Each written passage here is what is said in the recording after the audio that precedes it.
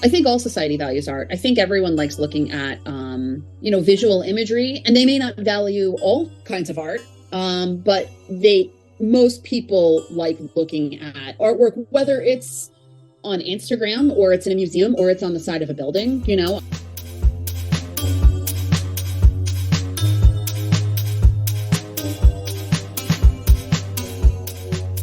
Welcome to the Flying Fruit Bowl, a platform dedicated to the discussion and exploration of art in the creative process. I'm the host and creator, RNS, and for this week's episode, I had a conversation with the amazing Amy Salomone. Amy is a fine artist from the US who specializes in creating intricate digital collages. Combining her background and interests in science and art, Amy's work explores many different themes with the emphasis on the human condition. Her work is a brilliant amalgamation of hand-drawn illustrations, anatomical imagery, and scientific concepts that both enthrall and educate the viewer. So let's start where I started, everybody. Just tell us a bit about yourself and how you became an artist. Hi. Okay. So my name is Amy Salomone, and so I basically have a history in science education. I went to school for microbiology, and cellular biology and chemistry, and then I went and got a master's in science education in biology. And then over the years, I've been interested in the arts. I've been interested in the arts my whole life. I was always making things when I was growing up and when I was in school. And then essentially, I decided I wanted to be an art teacher. So Wow. I was a science teacher at the time. But, I don't know what the way things are there, but the way things are here is like there's a lot of red tape. There's a lot of kind of bureaucratic blockades to things like that. And so I ended up taking a lot of art classes, but I wasn't able to teach art at the time because I would have had to student teach. And I was already a full-time teacher at the time. So I would have had to go back and not get paid and be a student teacher. So yeah, it's strange. Yeah, it's bizarre. Right. You would think I would get the experience from actually being a teacher. Yeah. So anyway, so long story short, I ended up always having all of these classes that I had taken. And, like I said, I always made art. And then more recently, probably about 6 years ago, I decided to finish a certificate at a school. Do you know Rhode Island School of Design, RISD? I've heard it, I don't know. Yeah, so that's right near me. It's in Providence. So I ended up doing a certificate in natural science illustration there and taking a bunch of classes, in particular collage class, and collage had always been my thing. And then I took a class and like my head exploded because collage is the most fun. And and then I ended up really finding my voice, which I'm sure we'll talk about more, as our conversation goes on. Yeah. So that's pretty much how that happened. It's the long and short of it. So why is art important to you especially? So I think art is important to me because it's a form of communication. So specifically, I'm trying to communicate scientific concepts with my art. And so art is just the way that I'm most comfortable doing that. People write books, they talk, they write songs, and art is really the way that I communicate things that are important to me. I think it's fascinating because I always wonder why people choose art, because it's like there's no guarantee that what you the thoughts and feelings you're putting into your work, there's no guarantee they'll translate to the next person seeing it. Art is so subjective. Like it's very hard to know that what you're creating or like the meaning and thought you're putting into what you're creating is going to be perceived that way. Like, does it ever bother you? That's probably quite a premature question, but does it ever bother you? Not really. So first off, like I said, I was a teacher for a long time and I taught high school. And my kind of general consensus, because now I also coach teachers, is I'll say like students and in general people are listening to about 20% of what you say to them when you're speaking to them. And maybe I'm just speaking for me and I'm really bad at paying attention. But, essentially, I feel like whether I was saying something or I was writing a poem, everyone is going to perceive it a little bit differently, even if I was giving like a verbatim lecture on a scientific concept. And so, because you bring your own life experiences to all of your perceptions, right? So anyone looking at a piece of art is going to do that. Sometimes I do have a lot of people contact me about making a tarot deck. And I don't have any Oh, problem with making a tarot deck. I think it's a great, and I love that they're with me on, that they're excited about my work, but it's just so not who I am as a person. And so I have to say no a lot to that. I'm like, yeah, no, that's just not really, because if I'm coming from my art from like pretty much a science background and I know what I'm trying to communicate, and it's about, all of these different concepts in evolution and natural selection and cosmology, it just doesn't make sense for me to make like a tarot deck. I guess because people are looking at your work aesthetically rather than the actual depth behind it. They're like, oh, this would look pretty on a tarot deck, which to be fair, it actually would be really cool. I But at think the it same would time, be, I think it's a really good idea. Yeah. but you're also right. Like it's also about not your morals exactly, but also what you want to stand for, as well as the artist creating the work. Right. And it's about things. If I made a tarot deck, I feel like it would just be something I was doing to try to make money. And that's Hmm. just not really why I'm doing what I'm doing. So it really doesn't make sense for me, but people really want to see it. It's like the one thing that everyone asks me for. And I'm like, I'm not going to do it. I'm You know what? sorry. I actually really respect and appreciate that attitude because there's no, you could easily just be like, yeah, sure, I'll make it and make some money. But instead, you're Yeah. like, no, actually, you know what? Actually, no, I could do this, yeah, sure, but I'm not going to. I actually really respect Yeah. that in this day and age, especially where a lot of art is commodified to the point of not really being art anymore, being a product. I really like Yeah. appreciate and respect that because like not a lot of artists would do that, I don't think. Well, thank you. I appreciate that. Hopefully in like 5 years, I still haven't made it and I can hold my head up high. Who knows? By the time that this episode comes out, maybe I already have a tarot deck in production. We don't know what's going to happen. But then I always feel like you could always challenge yourself. And also, it doesn't have to be a tarot deck. It could be like Right. the periodic table. Imagine that. I no, you didn't just do that to me. I love that idea. I did. Oh no. Okay, all right. I'm gonna steal that inspiration. Even if it's not for a tarot deck, definitely for a series of pieces. Like how like that would be so interesting. Like how would Yeah. or just ask yourself, like because your work is about science, like give yourself a scientific term and be like, how would I interpret this in collage? Yeah. Well, what's funny is and I'm just gonna bring it up now, but Yeah. I started making series because I was like, because you have ideas and you have the things you're most passionate about saying, but you just say them over and over again, Yeah. and then they get old. And so I was like, well, if I want to make series of work, what am I going to make it about? So I had an idea where basically I was going to call like right now I'm actually making a series of work based on one book. So I'm reading the book and it's a neurochemistry book, basically. Like it's about biology and evolution and behavior. And I'm making a series of pieces based on that book. But then I was like, well, I could make a series of pieces called like biology class. And like think about the lessons you would teach in a biology class, Yeah. and like that's what I'm going to make the pieces, or like space science, or astronomy class.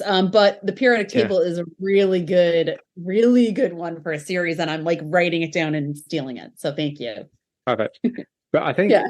I think the great thing about your work, and we'll come back to the intro in a second, but the great thing about your work is that it's so versatile. There's so many different things you could like small little sections and subsections you can get into and different kind of elements in your work and different threads, different directions you can go, and it would all be still within the same like umbrella of your work. And I think that's really, really beautiful, actually. I think that's really clever on your part, whether it's intended or not. I think that's so clever because actually I had an interview last Wednesday, actually, with an artist called Steve Roberts, who I have a question for you for later on. But Oh, nice. as I was saying to him about his work, like his work is universal. Your work is very universal. Like it's interesting because it's wide enough that different people can see different things in it, but it's also niche enough that it's defined by the person who creates it. And I think that's really, really, really magical. I think that's really clever. Whether it's intended or not on your part, I think that's what makes your work really fascinating. Because I see a piece of your work and I'm like, that's Amy's work, or like, okay, this belongs in a collection. You can see it together. You see the thread that runs through it. Yeah, I mean, I was listening to someone on a podcast recently saying that when an artist create art, every art piece that they make is like a self-portrait. And I think that is a very true statement. And I feel that way. Like, I feel like my art is really a self-portrait of my brain, right? Because this is the way that I think about the world, and I'm creating something that communicates that. So yeah. Right, I'm going to swing back into the intro and then we can deep dive into your work because I'm like, these never go in order anyway, but That's fine. I'm going to get myself back on track. So did you study art or are you self-taught? So I would say for the most part, I mean, I studied art, so I've taken a lot of different art classes, kind of not, I didn't go to art school, I went to school for Ah, science. And so but I've taken a lot of art classes independently of one another. And then I recently completed an art program, like a certificate program at RISD, the Rhode Island School of Design. And so like I said, that was science illustration. And within that, I took collage classes, but like I've been collaging my whole life. yeah. So really what those classes taught me was about digital collage. Is at the Oh. time that I took the classes, I had never created a digital collage. So what are your So thoughts on art education? Like, is art something that you can teach somebody? um So I think what is important about education in general is like, and especially with something like education, sorry, arts education is about practice, right? Hmm. So it's not Yeah. about someone speaking to you and you taking notes, although there's some of that, but it's about the practice of doing. And it's that doing and it's that forcing you to do that, builds that pattern in your brain so that your brain gets better at something. And you see all of these artists and they'll say like, this is a self-portrait I did 15 years ago and this is my self-portrait now, and the amount of growth there is like so unbelievable, and you don't need school to do that. But if you're a certain kind of people or a person with art, it's helpful to have someone else tell you what to do, Hmm. and have to do it. It's almost like you create a discipline for yourself of like art practice. For me, I needed that discipline, because at the time when I really was exploring and kind of finding my own voice, I also have a full-time job. So like Yeah. without me forcing myself to work on art, I'm not always going to do it. Yeah. Um, Whereas like there are lots of people that are in different situations that I am and are driven and are amazing artists and did not go to art school. So I don't think it's necessary, but I think it's helpful. Yeah, it's a good point because you're right. It's about the discipline and the practice, and it's about opening people's kind of, I guess, minds to the idea of like you can anything's creativity or you can be creative. You don't have to do X, Y, and Z. I think that's a good point actually, because I remember because I did a photography degree a long time ago, and it was a very interesting experience. It wasn't exactly what I thought it would be, and it's kind of like I've always wondered like how do people think about art as education?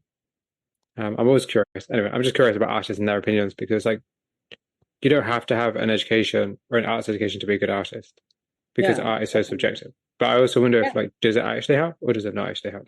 I'm always curious. Yeah, I don't know. I mean, I will say that I have a couple of favorite artists, and none of them have a formal art education. Ah, So okay. that's interesting. I Yeah. mean, I'm sure there are also artists that I love that do, but the ones that I'm thinking of do not. So do you think that in photography, art school is important? That's actually a good question. I think it depends on what the course teaches you. Because I feel like with photography, I think the way the state of photography at the minute, I feel like everybody's a photographer in one sense. And Well, um not everyone, because I am a terrible photographer. yeah, but I think in one sense of like as in like everybody has access to a camera, it doesn't mean everyone's a Oh photographer, I yeah. guess. But I kind of feel like it depends on I don't know. I feel like the state of photography is a very odd thing. I'm not really Mhm. sure what the state of photography is anymore. But I think with photography, like art though, there's so many layers behind the scenes of everything you do behind just taking the image, the creation of the work. And I think it's important to understand and recognize that. Like even stuff like writing or theory, particularly like photography theory. I love photography theory. I think it's great. But I know some people who hated it. And just even Yeah. stuff like how you generate ideas, where you generate ideas. Yeah. I don't know. I think it's important. I do think it's important. Yes. Now you've said you know, now you've asked me a question, I'm like, yes.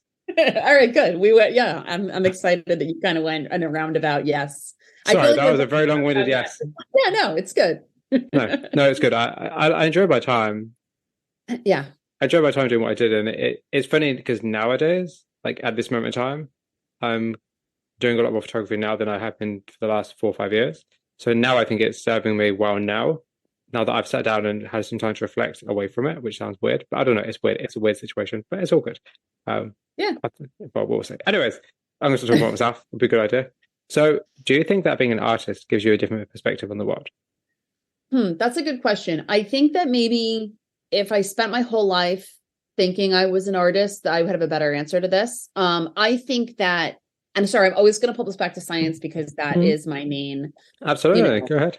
Okay, I think that being a scientist gives you a different perspective on the world. 1,000%.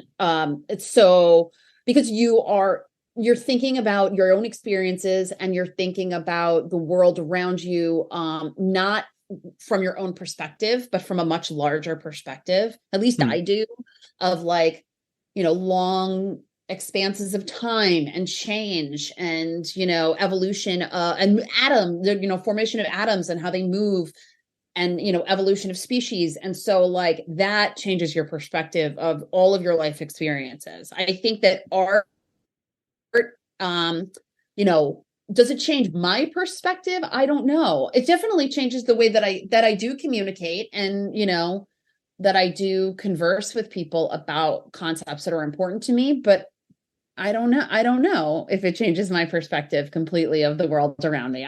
That's a really good question, and I'm not entirely sure of the answer No, for that's me perfect. just That's yet. perfect. Yeah. I'm sorry. So it's interesting. Interesting you just said. You just said, "Oh, if I've always thought of myself as an artist." So Right. actually, let's talk about the idea of calling yourself an artist. Like, do you Yeah. now call yourself an artist? I do, but like tentatively. Like, about to say, how long? Like, at what point did you call yourself an artist, or did you have the kind of not courage or bravery, but the kind of inkling, I guess, to call yourself an artist? At what point do you think did Well, you feel like you deserved that term? If that right. makes sense. I think at one point not that long ago, I Googled when do you start calling yourself an artist. So, Google is very important in getting me to my point where I'm at now. What um, did Google say? I think it said like once you have a certain amount of your income, then you can call yourself an artist, which technically that I wouldn't be able to call myself an artist because I don't make like a large portion of my Hmm. income from my art at this point in time. I mean, I would Not love yet. to, but it's not where I'm at yet. Not yet. It Um, will happen. right. Thank you. Thank you. I appreciate you have confidence in me. No, I think the things that people forget, like art is Mhm. 90% marketing, 10% Yeah. work. So everyone's like, oh, well, it might happen. Like it will happen, just with the Yeah. right kind of marketing, with the right kind of ambition, the right kind of push, and the right kind of direction. It will happen, Right. and there's no reason Right. that it I do have won't. a lot. Yeah, I do have a lot of opinions about marketing and art, which I'm sure we'll talk about. Oh, we'll But get to them. but yeah, I would say I started calling myself at the beginning of, I started posting pieces regularly, digital collage regularly. I would say in like 2020. Yeah. I'd always, I'd made analog collage before that and paintings and drawings for a very long time. For about, I mean, for my whole life, to be honest with you, but like, taking art classes for the last 20 years. But I started making digital collage in 2020. And so I started posting then. And I think it was when I just started having like a good amount of people really responding to them and joining me on that journey. And then people were interested in buying pieces from me. And then I was very exciting because I contacted a gallery, and then, I had a gallery contact me back. And it was a false sense of security because it was my first gallery that I contacted. And now, now I'm Hmm. having more trouble. I was like, oh, I got this. Like, I'm good. And I think Yeah. that at that point, when I started selling my pieces, but then selling like originals, because I do make a couple of original paintings a year, usually one a year, to be honest. Um, and when I started selling those, I felt like I could call myself an artist because other people believe that I was that. I Hmm. mean, it's really just other people's perception of me that made me start calling myself that. That's really fascinating. I don't think I've asked that question to a lot of people, actually. I'm going to add that into my normal mix because I feel like it's kind of important because you have to have that self-belief. You have to believe Yeah. what you're doing is worthwhile and is gives you the right, I guess, to call yourself an artist. Right. Right. Yeah. I don't know. I think it's easier for me because I'm communicating information, because in my mind, I'm communicating information I think is so important. Hmm. So it's not, my art is very much not about me. It's about the things I'm talking about. So I feel like, but like I said, it's really other people's perception of me calling me that, and being like, oh, this person's my favorite artist. I'm like, oh my God. That to me is crazy. I got people write that on my Instagram. I'm like, thank you. But then in reality, I'm also going to my job every day and spending, 40 hours a week doing something that is not this. So Yeah. Yeah, there's that too.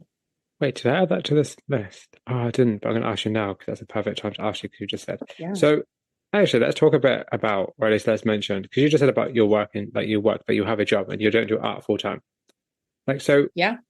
is being a full time artist something that you'd like to do? I think in my dream life, I would love to work. I feel like my boss is going to listen to this and be like, great. In my dream life, I would love to work 20 hours a week at my job Hmm. and then be able to Hmm. devote the rest of the time to making art. Eventually, I would love to slowly kind of like peel back from my job, like maybe 5 less hours a week, 10 less hours a week, just to make, because time is very important to me. It's kind of one of those things that I value the most. And I value like freedom of a schedule the most. And my job, I like my job. I love my job, but it doesn't allow me that. Like it's a regular 7:30 to 3:30 job.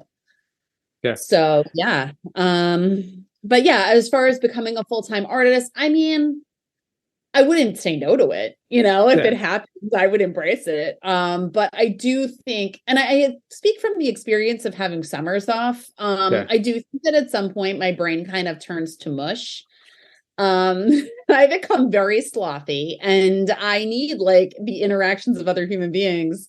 So like I'd have like even in the summer I'll make like to-do lists for myself every day, and it's like Oh, yeah. I have to create structures for myself. So like I don't know that I would ever want to walk away from what I do. And I also do like what I do for a job. So Yeah. it's hard to, balance that.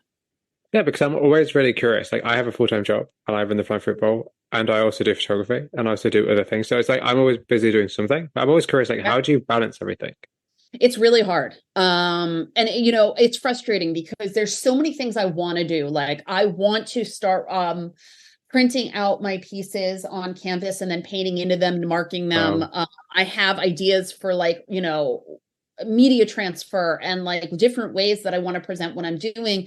But it's like I said, I paint one painting a year because I painted in the summer. So like a lot of the things that I want for myself, I have to end up being like, okay, I'm going to do that this summer. Yeah. And I'm not really the kind of person that likes that kind of mental, like I really bothers me. Like I hate it when people like wish their lives away and they're like, oh, thank God it's Friday. Like Yeah. I just hate that mentality. So it can be really frustrating and I can get really burnt out. And I have to really protect myself from that because and it's interesting because like usually the way that manifests with me is I start forgetting things. Oh. That's just the way I am. Like when I'm stressed, but it's not like outwardly stressed, I'll just kind of start like forgetting normal things that I wouldn't normally. And then I'm like, okay, something's going on here. Like I need to pull back. So, mostly the person that gets my frustrations is my husband because he's the one that hears me being like, I can't do this. Or like, freaking out when I'm like making dinner if something goes wrong because like that's the end of the world, like so Yeah. I would, Yeah. it's a lot. Like if I think about what I would do with 10 extra hours a week, and I feel like it would be life-changing for me. So, well, I generally hope you get to the point where you can do that because I feel like Yeah. it's important. But I also really, really appreciate and respect the fact that you said that, you want to quit working at a day job altogether. Like you'd reduce the hours because I think that's so important because a lot of artists I talk to who are full-time artists, because I'm very lucky I get the privilege of talking to both part-time and full-time artists. And a lot of the full-time artists say to me, like, the creating art is a small percentage. Just because Yeah. you're a full-time artist doesn't mean you're going to be doing any more work than you're doing now when you're part-time. In fact, Right. in some cases, it's probably easier for you to stay part-time because it means you have an escape from having to create all the time. You get the time to Right. think about what you're doing. And I feel like we Right. don't really think about that enough. Everyone's just like, I want to do this full-time. And it's like, that comes with Do its own you? problems. So, Right. Like if you do something full time that you love, that you end up resenting it, mm, because then you have to do it for an income. Like I was listening to an artist that I love and admire in an interview recently on a podcast, and she was talking about how like she almost like her painting is like it's so instinctual that she barely thinks about it anymore. mm, I was listening to Paul McCartney talk about how like he plays like Hey Jude and he's like thinking about what he's having for dinner. Like I don't want to mm. get there, Yeah, so kind of sad that. and that sounds pretty ridiculous to say I don't want to get where Paul McCartney is, No, but I know what I mean. You mean that things are so rehearsed that you don't think twice about them. You're not in the moment enjoying them in the present. That's what that's Right. about. Like I really, yeah, exactly. I really want to like, create a balance for myself so that what I'm making is just as important to me as it is now. So Yeah, yeah, I respect that. I appreciate that. Actually, I think it's a good kind of piece of advice, or at least a kind of good lesson to remind people of, because you know yeah, repetition is a good thing, but it can also be the downfall to creativity because if you do something you know so well, it's like, okay, cool, I know what I'm doing, let's do it. You do it, and you're just a bit right. like, okay, cool. You Yeah. you want to kind of enjoy what you're doing rather than just go through the motions of doing something to do it. Yeah. Um, Yeah. Absolutely. Plus, like, then, I mean, there's also my daily experiences and like what I go through in a day and the conversations that I have influence what I'm making mm, art wise. So, yeah, like, where would those ideas be coming from if I was just sitting at home every day? that's true. Not That's that I very would just true. be sitting at home every day as a professional artist, but you know what I mean. Like, Yeah, if I was yeah, no, having those interactions. Yeah. just just sit in a I don't small want to tiny insult space. everyone that listens to your podcast. No, but that's a good point though, because like you have to live life in order for you to process your ideas, thoughts, and emotions to then transfer into your work. Like your work is a Yeah. reflection of the way you live. And if you're not doing much living because you're restricted yourself to say a studio, for instance, then you're right. Right. Like your work is going to be about white walls, probably. You never Right. know. Right. No, absolutely. I totally agree with that. So, yeah. So, what is the biggest challenge of being an artist? Um, hmm. Uh, I want to say like my biggest challenge in being an artist is based on what we were just talking about, which is pushing past and creating things even when I'm burnt out. Hmm. Because I don't want to like I definitely have pulled back. Like I feel like when I first started making collages, I could have made one every single day, and I just had it was like finding a little, a kid finding a toy, basically. So, and I think that maintaining that consistency can be difficult as an artist, because I mean, you don't want to be repetitive and you want to say something new and different. And you don't want every piece that you make to look the same. Yeah, And that can be, I would say, the biggest challenge. Like just basically finding time to express myself the way that I would ideally like. And that balance between, what we were just talking about, like my yeah. job and then creating art. Yeah, for sure. And then of course there's also like which I think probably a lot of artists that talk to you would say, there's all of the financial and the bookkeeping. Like, I'm not gonna lie to you, I have no idea how I'm probably gonna get audited by the IRS. I have no idea how taxes work. Like, I go to my accountant and he figures it out, and like I pay my taxes. But like I haven't made an online shop on my website because I'm like, how do I charge sales tax? Hmm. So I literally have an Etsy shop because I'm afraid of taxes. I mean, there's a workaround though, so works out Yeah, well. that honestly is like the biggest challenge. So if there's anyone listening to this and they're like, I know everything about sales tax, like I up on know, Instagram. yeah, I know some artists who can send you some good resources for taxes. I Yeah. can, I can do that. Yeah, I know a few Okay. people. I know a Okay. few people do that. I'll send them your way.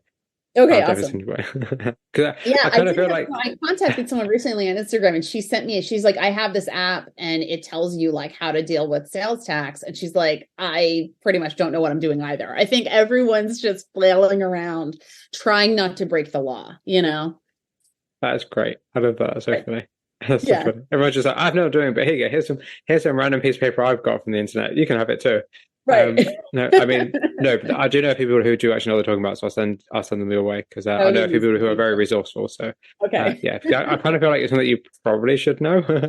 Probably need to No, know it it. definitely is. And like I know I'm paying my taxes. I know I am That's IRS. fine. But That's fine.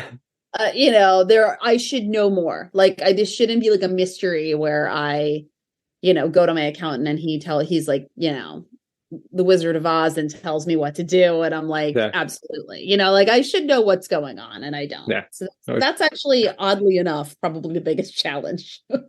that's a very different challenge to what most people say. So that's perfect. But it's very Right. interesting. Very, very interesting. So, do you think that society values art? Um I think that there are parts of society that value art. That's not true. I think all society values art. I think everyone likes looking at, visual imagery, and they may not value all kinds of art. But most people like looking at artwork, whether it's on Instagram, or it's in a museum, or it's on the side of a building. I think that people value it. I think that people like stories, and I think that art is a form of storytelling. Yeah. So I think that for that reason, it's widely valued. Do I think that everyone values it enough to spend money on it, or has that ability to go and spend money on a piece of art that they really love? No, but that doesn't mean they don't value and love it. I only Sure. recently I bought an art piece. It was like a print from one of my favorite artists, and it was the most expensive, honestly, item other than like a car or a house I had ever bought. But and I got to the point in my life where I was like, I can make this, Yeah. expenditure, and this is worth it. But if you had told me 10 years earlier that I was going to buy that for that much money and have it framed, I would have laughed in your face. So it'd have been like, Yeah. there's no, like I won't even buy a $13 pair of flip-flops, so like, Yeah. so Yeah. yeah, I think society definitely values art. And I think that, um, like I said, I think that there is a difference between what makes something worthy of like being in a museum. Like I was in Washington D.C. with one of my best friends over the last weekend, and we went to art museums, and it was interesting to me, like, what makes something worthy of being in that space. There was an artist that was in the National Gallery of Art in Washington D.C. that was like 45 years old, and for me, I'm like, wow, like, what is Yeah. it that person did that made people value what they were doing so much that they're put in the National Gallery of Art in Washington D.C. as like a middle-aged person. Like, I just, that really makes you wonder. Whereas like there are so many talented artists that never have their work seen. Yeah. So, and they can't even sell a print. So, True. That's very true. That's a really good point, actually. Like, what makes something museum worthy or gallery worthy for that matter? What right. makes Yeah. a good piece of art? That's a good question. That's a good Right. consideration, actually. So let's get into your work. So for those who may not have seen it, could you please describe your work? Sure. I think my work looks cohesive, but very different. Yeah, that makes sense. Having seen it, yes. Yeah, each one of the pieces, and it's funny when you're like, can you describe my work? And I'm like, I have a piece behind my computer, and I'm like, what does it look like? So I would say if I had to describe it, it's like a love of fest of science imagery and science illustration, kind of combined with like really classical pieces of art, like Art Nouveau, or like pre-Raphaelite art I use a Yeah, lot. And lots of different organisms and plants and animals, and even I will use bacterial slides, or slides of body tissue, or images from space, and I kind of combine them all together. And in my pieces, I'm always most of the time I'm making a statement. Like, I have a clear thing that I want to talk about, and I'm creating a piece that communicates that idea. So some themes are like different themes in animal behavior. Like, I have one piece called The Evolution of Love, that's all about the evolution of a chemical called oxytocin, that is a hormone released in all sorts of different human interactions, but in love. And so I'll basically create a piece. And a lot of times my pieces, I would say the majority of the time, they have anatomical form in them. And there's a mm, reason for that. And basically my reason for that is because I'm trying to communicate something about like human experiences, but related to a much larger narrative. So it's like I have humans in my pieces, but they're not really the main subject, if that makes sense. Like, yeah, they are, but in a roundabout kind of way. So yeah. So I think when I first started out, I was always making anatomical pieces. And then as time went on, I was like, I really want to kind of branch out a little bit and not always include anatomical ephemera in what I'm making. And then I also draw pieces of ephemera too, or I'll like photograph things. Either I'll photograph like a ceiling or a texture that I find interesting, or even a piece of ephemera. So I'll photograph like old pieces of paper. or like library cards I like using a lot, any kind of vintage ephemera. And then I'll also draw illustrations and I'll include them in my pieces as well. So your work is really fascinating, like visually, because there is such a blend of kind of like nostalgia, I guess, in a way. Yeah. But it's also it reflects on current themes as well, though, which is kind of really interesting that you choose to kind of have current scientific terms, terminologies, ideas, thoughts, and opinions, but also kind of presented in a almost well wrapped up in a almost kind of nostalgic past tinge kind of way. Right. Yeah. Does nostalgia play a role in your work? Yeah, I mean, I do use like a lot of the imagery that I use will be like, let's say if it is pre-Raphaelite, which I use a lot, like people have emotional connections to those figures, right? They've seen them in art. Sometimes I'll use like I use the Birth of Venus or the God and what is it? The Hand of God from the Sistine Chapel. Like I've used that in a piece before. But there's always a twist on it. And but yeah, so some people are connected to what I'm making because of just they have like an emotional connection with that art piece in the original form that it's in as well. So yeah, I love using Renaissance ephemera from Renaissance paintings. And I'm not religious, but I love religious ephemera. I Okay. just think it's so beautiful. And yeah, I love it. So you see that a lot. That's fascinating. Considering you're not religious, I think that's really interesting. Like, I kind of wonder where that draw comes from. I don't know. It's, I was a student, I am a student of art, I would say. Like I always took, look, when I was in college, like I said, I went to school for microbiology, but I was like, when can I take an art history class? So I took Yeah. multiple art history classes when I was in school. And I've just been like, a lover of art museums. I can walk around an art museum for days and, I love art. So to me, the technique in Renaissance paintings, and religious paintings in that era it's just so unbelievable that I kind of sit there in awe of it. And because they just kind of glow, there's that like essence to, let's say, like a painting of Mary where she just kind of glows off of the canvas. And I just love that. So yeah, and I feel like Mary especially has a lot of meanings to people. Yeah. Ones that I wouldn't even think about because I'm not religious, but like, there's almost like a lot of people come up to me and they'll say like divine feminine power and like so it's very meaningful to a lot of people that are looking at it, and it's meaningful to me because I think it's beautiful and because I'm using it in a certain context. But do you ever worry about like appropriation? I mean, not really. I think that it's not really, collage artists can't really worry about appropriation because that's really the nature of the game is appropriation, kind of. Depends what you're appropriating, I think.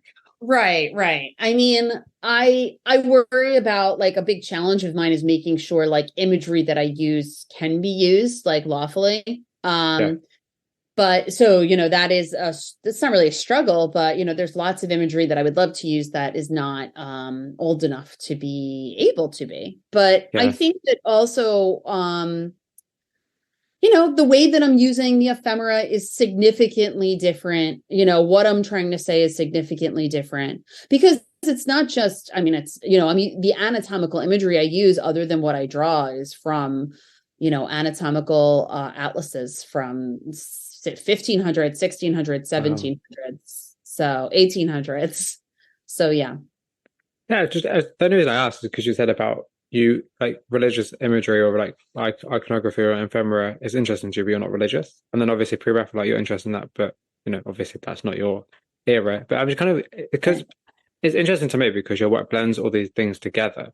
And Yeah. it's kind of I'm just kind of curious because I think in this day and age, especially where like cultural appropriation, not as cultural appropriation, but cultural appropriation is very like a hot topic, Yeah. here and there, whether rightly or wrongly, I don't know. But I'm just kind of curious, like, as to how you navigate that as a collage artist. But as you said, I guess in many ways, a collage, the whole point of collage is you're bringing completely different random elements to form something new. And Yeah. I think your work actually does that very well. So it makes a lot of sense. But I was just Yeah. curious. So I was like, And you can do, you can make collage, let's say, with just like cut paper and, oh yeah, geometric shapes and not be using anyone's imagery. I just don't do that. yeah. So yeah, I mean, I don't know. I would say because there's such a different meaning to what I make than the original intent of the painting. It's not really. I understand that it's the reality of the situation, but it's not something that I'm necessarily thinking about. Right. So Yeah. you have a science background Yes. and you create art. So at what point did these two worlds merge? And at what point did you find collage to be your preferred medium? Yeah. So collage, I love collage. I've loved collage my whole life. And honestly, it really started with me making like, did you make mixtapes? How old are Yeah, you? me, You 13. did? Okay. All right. So mixtapes were like they were a thing. And I've made my share of mixtapes and I used to collage the covers of them when I was a That's so kid. cool. So I would spend like an hour and a half just like finding the perfect images in, magazines to make my collage on my mixtape. And I did that for a really long time. And collage has always been my favorite, form of art. And I really spent a lot of time figuring out what art I liked the most, like what medium I liked the most. So I spent a lot of time drawing and painting and I love mixed media. But at the end of the day, I would say collage and mixed media were what I just kind of finally settled on. And I think it's because I'm kind of a fast-paced person and they are faster paced. You can kind of just think something and just it's a faster process than an oil painting. And I do make oil paintings, but they can be tedious for me personally. But yeah, so as far as science and art and the merging of those, I think that those have always been neck and neck because that's who I am as a person. So right, there's always been a component of me. Like I went to school for science and I value that. I taught science for a really long time. So I was a teacher for 16 years and I've worked in education for 18 years. So I value that. And, the things that I have to say, my voice and what's important about my voice has everything to do with that information I learned. And so, because art has always kind of been hand in hand and I've always been an artist, but didn't know what I wanted to say with my art and kind of just copied, when you're trying to figure out what your voice is, a lot of times I would just, when I was painting, I'd just be painting an object in front of me, like it wasn't like I was saying anything. I was just practicing, and skill building. And then over time, like I just figured out that, oh, okay, the thing that I have to talk about is this other piece of myself. And that's really where the merging of those two things came together.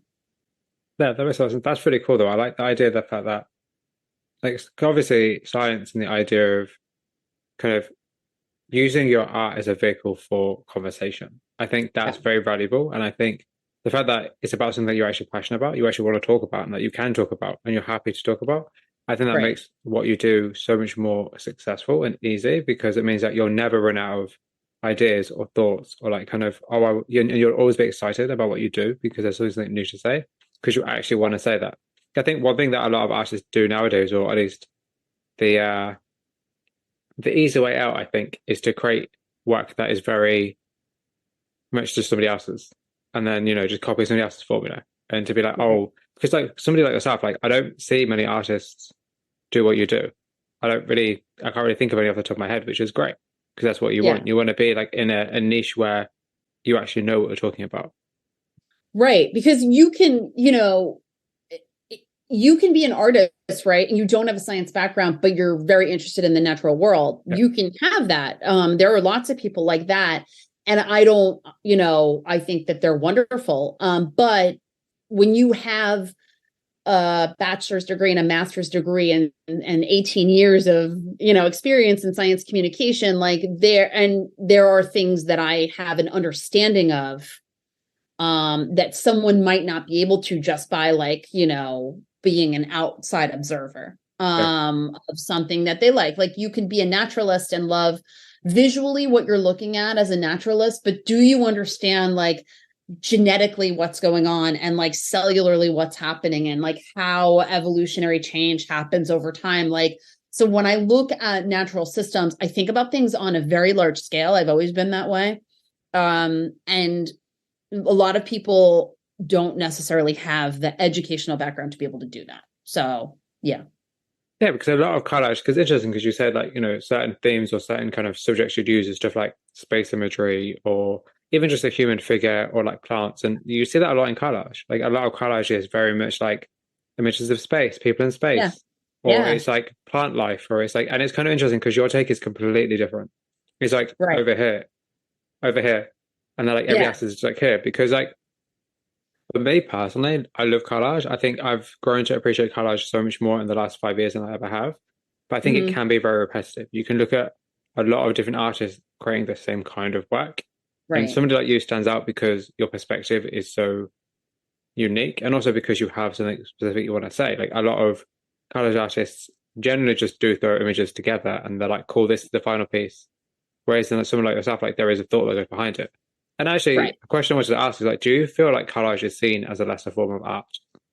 I do. So, and I don't think of it as a Yeah, lesser form of I've, art, but other uh, people yeah, certainly do. I've actually kind of been confronted with that a little bit more as I try to apply to galleries. And I think it's not necessarily the collage, even, it's just digital art. mm, There's mm, like a lot of galleries that will even have like, they'll say like artist submissions for this kind of media, or artist submissions, no digital art allowed. And I think that that's ironic because, and it's ironic because like, so I was just at the National Gallery of Art, right? And I was saying to my friend, if you have you ever been to DC? no, No. no, Okay, it's a huge, huge art museum, right? There's all these free museums in Washington, D.C. And there's the National Gallery of Art. There's lots of art museums in Washington, but this is just the one we went to. And it's broken up into like Renaissance art and, kind mm, of, you know, that style, impressionism, and then, or I'm not sure where impressionism is in this spectrum, and then the other side there's another building that's contemporary art, right?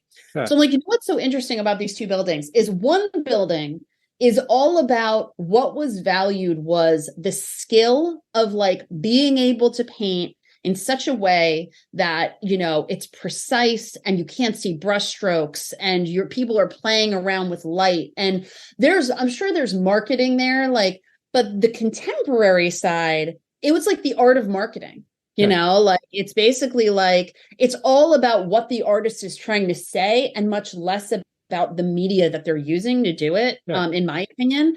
And so I think that digital art and digital collage is another example of that, and yet galleries don't want to accept them, and I think that that's really interesting.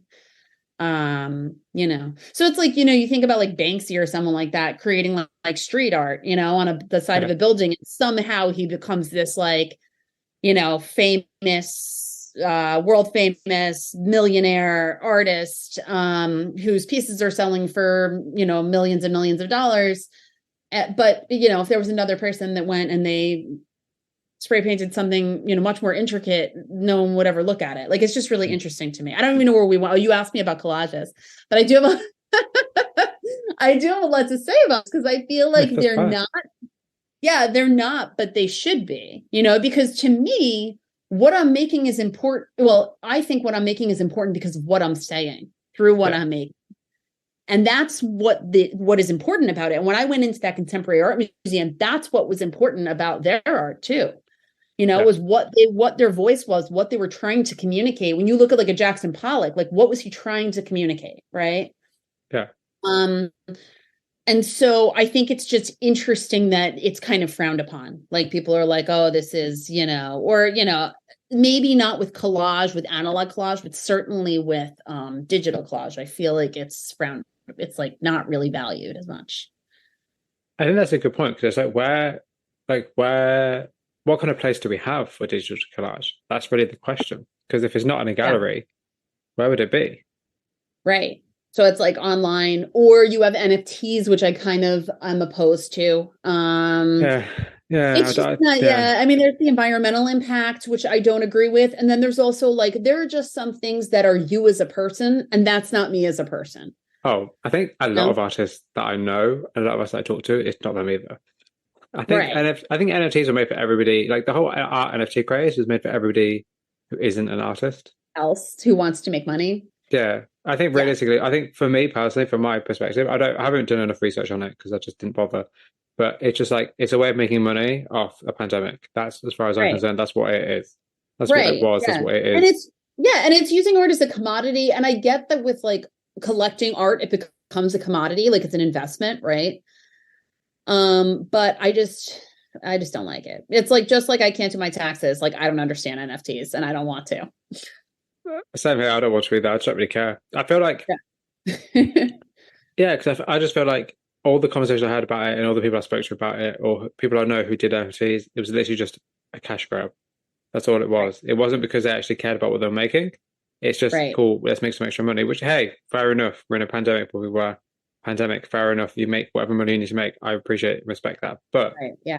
I do also wonder if it's actually done damage to the art in the sense of like at the start it was great that people were talking about art, but now people are talking about art because of the price that's been put on the art, or this person sold this at this amount of money.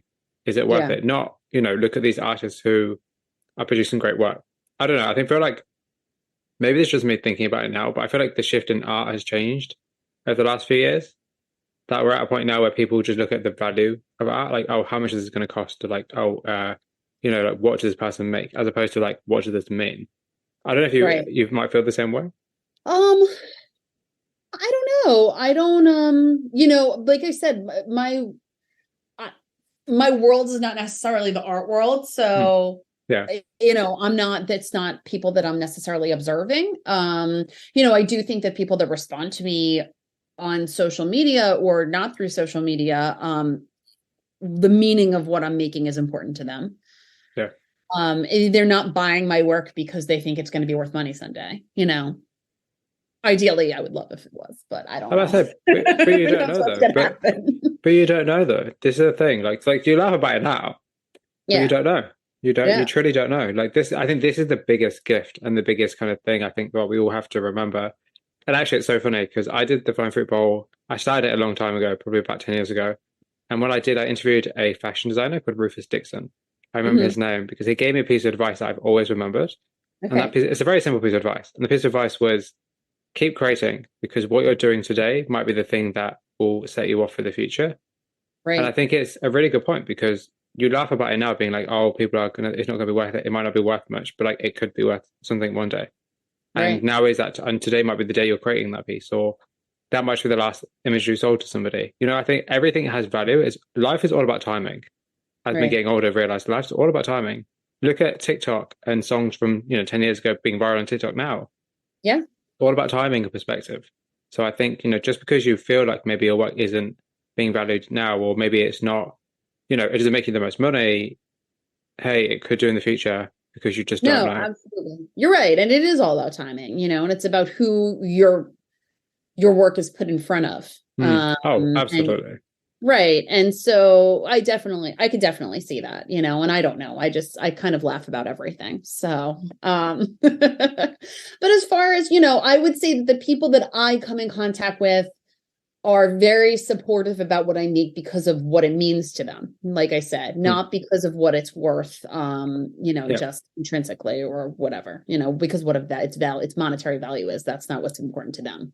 So are there any kind of challenges or kind of surprises to creating collage art? Something that you maybe think that people would be kind of like surprised to learn? Hmm.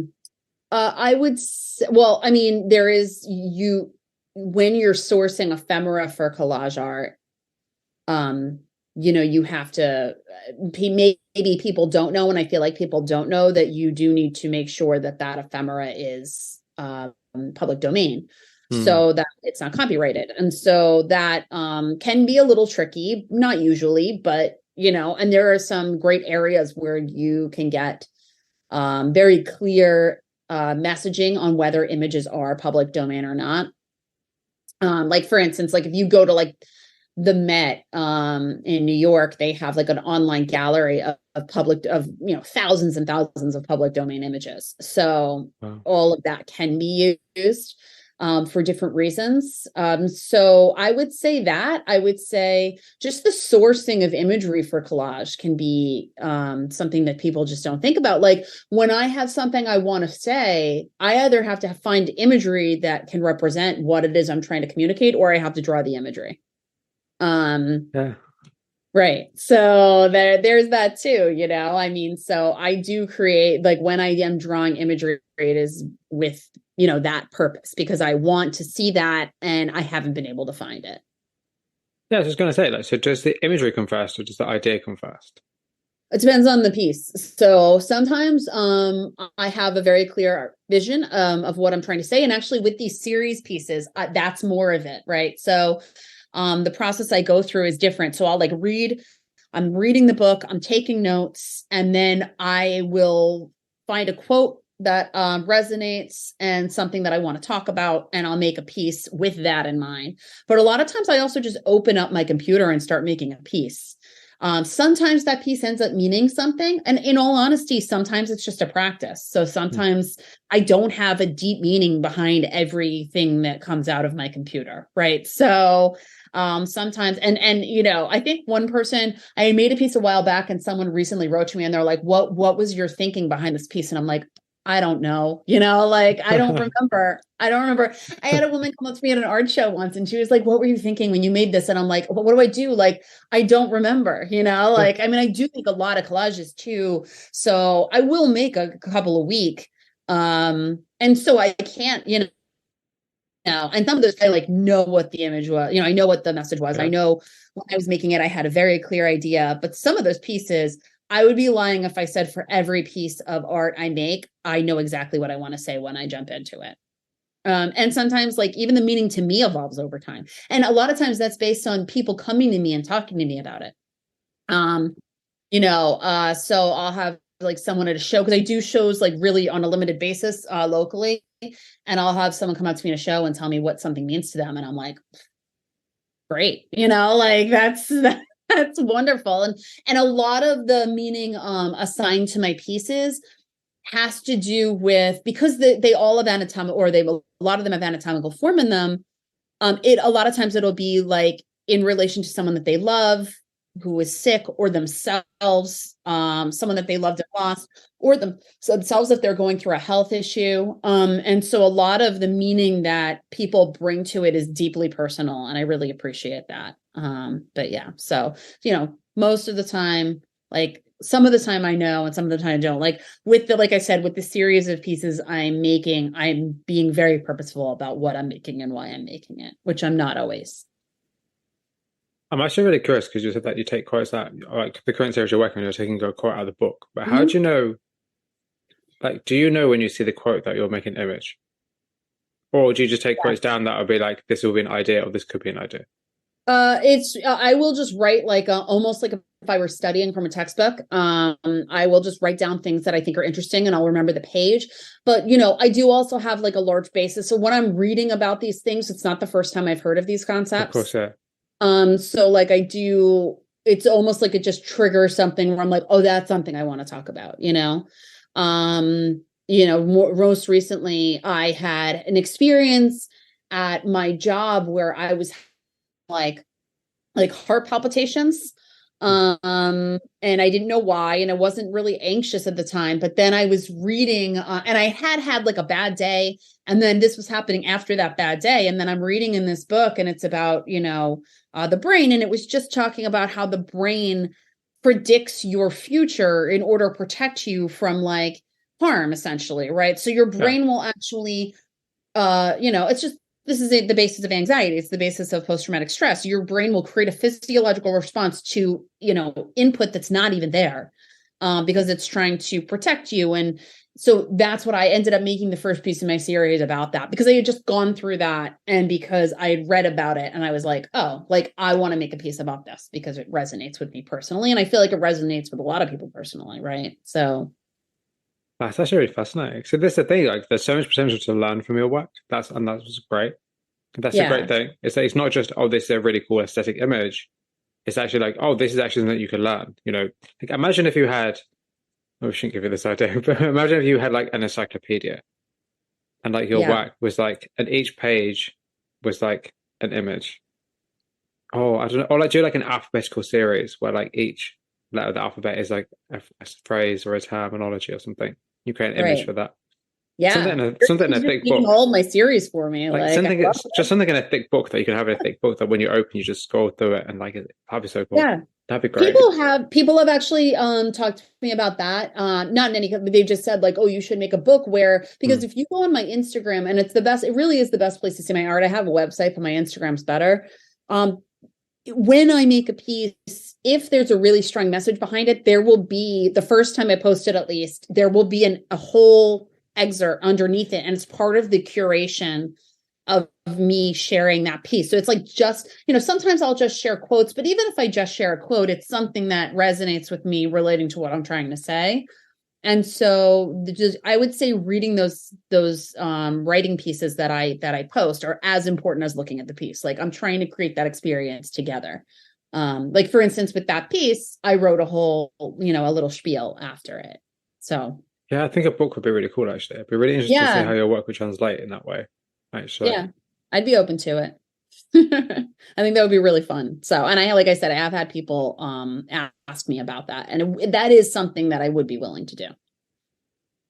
Or if you were to create your work in a way that allowed, like when it's exhibited, to have like a frame of your work and then next to that frame have like maybe a collage with your writing in or somewhere or something like that. Yeah, yeah. Something where it becomes part of the work itself, but also separate from the work. I don't know, something Yeah. that could be Well, it'd interesting. be kind of cool if it was like a science book and, you would have like neurobiology and there was like a chapter on neurobiology that had all my pictures related to that and my writing underneath them. And then you could have like, I have a series called Atomic Shuffle, which is about Wow. atoms moving throughout time, how they're made in stars and supernova. And then they've kind of like, moved nebula and galaxies and, were formed and planets formed and how they end up in your body. But that even when they're in your body, they're in a constant state of shuffle with the environment. They're not actually remaining in you for your entire life. And so a lot of my pieces are around that idea. That's like a main concept of mine that I like creating around. And it would be cool to have that be like a chapter in the book. Have you ever heard of the photographer Francesca Woodman? No, I haven't, but I'm going to write her So, name down. so I'm going to send you something in a bit. And Okay. so what she did when she was alive, because she's dead now, but when she was alive, Oh. she had a series of work called Some Disordered Geometries. Basically, it was a Mhm. geometry book, and she took because she was taking a lot of self portraits, so she took some self portraits and stuck them in a geometry book. So you have like the background of the image is the book itself. So you have all these kind of interesting, very topical kind of paragraphs about geometry and shapes and angles, and Yeah. you had her self portraits over the top of it, just put place into the book. And Huh. it's something that I've always thought about. She's one of my favorite photographers. Yeah. I'll send it to you because I think it might be interesting in terms of visually. It could be something interesting Oh, for you yeah. to think about. I'll send it to you. I've written it down here, so I'll Yeah, I remember. love that because I love, like, I go straight up swoon about like math geometry illustrations and books Hmm. and like engineering illustrations, old science illustrations, not just like of anatomical, but like microbiological, like cellular drawings. Like, I just lose it. Like, it's like a kid in a candy store. I get so Yeah. excited. So, and actually that's one of the things I'd love to do moving forward is like integrate more illustration on top of my pieces. So it's like, this summer I'm gonna get into that. Everything's gonna happen this summer. Exactly. Would you ever collaborate with an illustrator? Oh, I'd love to. Yeah. That would be great. Yeah. If I met someone and they were interested in it, I would love to do that. I love collaboration in general. So I've never collaborated on my artwork though. Like, I did actually, that's not true. I collaborated with, there's somebody she's a histologist. So basically she, takes samples of body tissue and she, posts them, and I collaborated with her. So I made a piece using some of Wow, her imagery. But that's that's like so not, cool. kind of a collaboration, but not a full collaboration. Would you be open to collaborating with artists? Yeah, absolutely. I might know a few people who might be interested. Actually, I should get something Okay. like that together. That'd be cool. Actually, Okay. let Yeah. me write that down. Let me write down here collaboration, just so I remember to think about who I can send you. 'Cause I think actually that could be really interesting. Actually, Mhm. I love that illustrative quality of like those old text, the geometry, those textbooks. Like, there's something about it that appeals to me. Maybe because I was a science student for so long. Who knows? So do you think there are any themes that art can't explore? Um, I don't know what happens after you die. That's a good one. Although I guess Yeah. one could argue, like, in some No. strange way, that's what your work actually does in some way focus on. Oh wow, look at what you just did there. That's you really painted me into a corner with that one. Oh yeah, you're kind of right, aren't you? Yeah, I guess I do, but I don't really know. I think that art can communicate any topic. I don't think that there's anything that can't be. Do you think there's anything that can't be? I think I do think so. I think there are things that you can't say through art because you have to say them through either spoken word or like I think when I think censorship comes into the equation, where like maybe there's something you want to say, but it'll be censored. So I think that's, Okay. I think that's really where I think art fails, or at least maybe say the idea of censoring art comes into place, should I say? Because I feel Right. like Yeah, because it's not really the art that's failing, it's the censorship yes, that, yeah. yeah, but I think Not that actually it's failing, but I think you there are no themes that art can't explore, but I don't think that just that how can I say this? So there are no themes that art can't explore, but whether or not you have the ability to disseminate that art is a different right. matter, I think. If that Right. makes sense. Because if something's, offensive or racist or negative, like I think, obviously you can still explore that, but is that going to get the dissemination the person creating it would require? Right. You know, Right. I think it depends on the purpose of the work.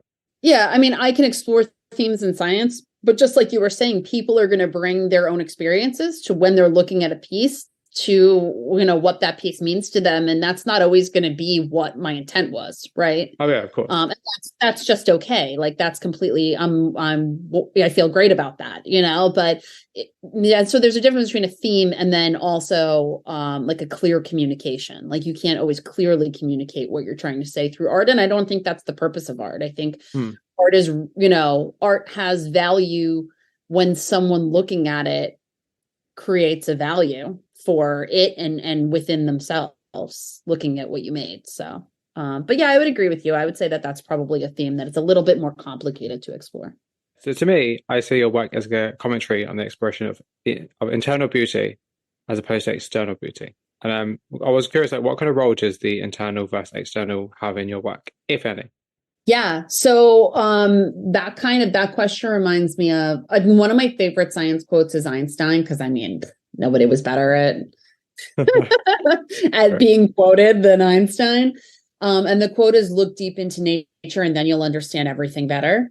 I think that's like such a deeply profound quote. And that's really like a lot of my artwork explores that theme, that idea that if you could understand like not just like what you think or how you feel, but why you think those things and you feel that way, and it gives you a different perspective on who you are as a human being and on your own experiences. That's such a difficult, isolating experience. And if you have a better understanding of like what's happening internally, I think are with that experience and communicate more effectively and feel less guilt. And so when I make my pieces, it's about someone understanding themselves better and themselves in the natural world. And it's about a change of perspective of a human being to look at themselves, not from the inside out, from the outside in, if that makes sense. Oh, it just makes sense. Yeah, that makes a lot of sense actually. Right. Yeah. So you create works digitally, and do you think that has any bearing on the way that it's received by people? I mean, as opposed to analog, you mean?